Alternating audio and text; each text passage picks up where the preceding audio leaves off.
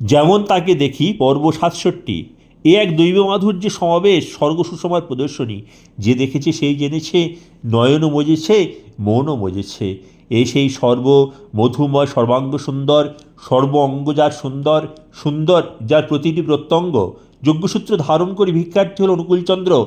আগে দিলেন দিদিমা, তারপর মা, তারপর দিলে কুটুম্বগণ, জ্ঞাতিগণ, ব্রাহ্মণ, তারপরে ভিক্ষা নিলে গ্রামবাসীর। আচার্যের জন্য ভিক্ষা করল অনুকূলচন্দ্র। ব্রহ্মচারীর পাঠ সমাপন হলো। দিদিমা বললেন, অনুকূল, এইবার তোমাকে একলা থাকতে হবে।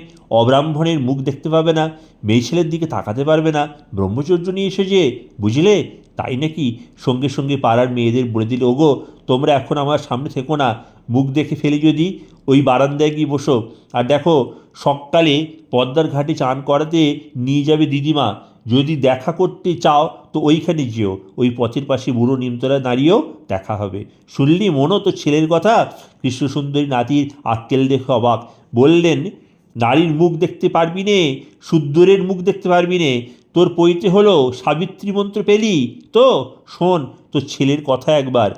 যুক্তি হচ্ছে লুকিয়ে লুকিয়ে দেখা হবে ঘাটে যাবার পথে বুড়ো নিমতলায় দাঁড়িয়ে। পাঁচজনের সামনে নাতিকে বেশ দু কথা শুনিয়ে দিলেন কৃষ্ণসুন্দরী। ছি ছি, কী প্রবৃত্তি যে হয়েছে তোর! তোর ওদের মুখ না দেখলে কে থাকতে পারিস না তুই? বড় হয়েছিস, একটু জ্ঞান বিবেচনা কর।